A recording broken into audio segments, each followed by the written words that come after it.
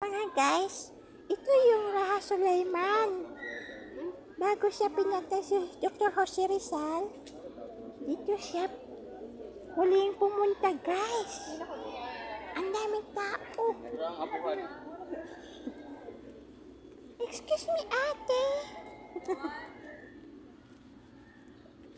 Ay, may nag-aano doon. Ayan, dito sila guys, oh. Dito si Dr. Jose Rizal. Dito siya nang. Hello guys, bababa na kami sa dungeon. Hello kuya. Kamusta ka kuya? Kamusta ka kuya? Ayan o. Pasok tayo sa dungeon guys. Ayuy. Sikip. Ayuy. Ayan, kakatakot naman dito guys. Kakatakot. Ayan guys, may mga tao na nakakatakot talaga guys. Ay naku. Ito.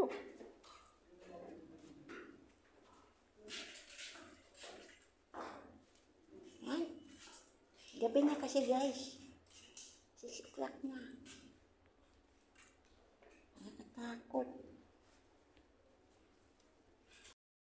Hello mga ate, kamusta kayo?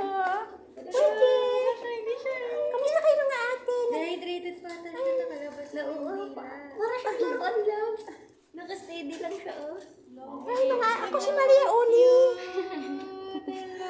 Ang gaganda ng mga ate ko, oh. Ikaw talaga pinunta ko dito. Ay ganun. Thank you. Dungeon na pa. Ang creepy.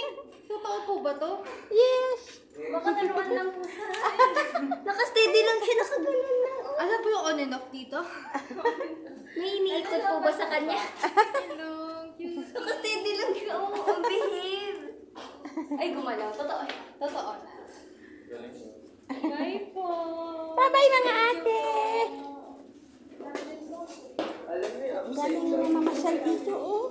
Ang dami nyo mamasyal dito guys sa dungeon.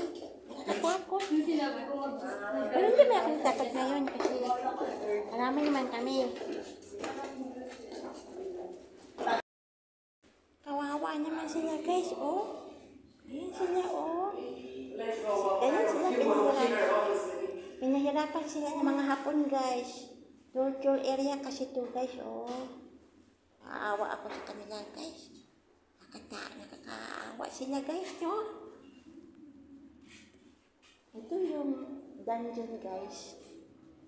Ay, may hapon.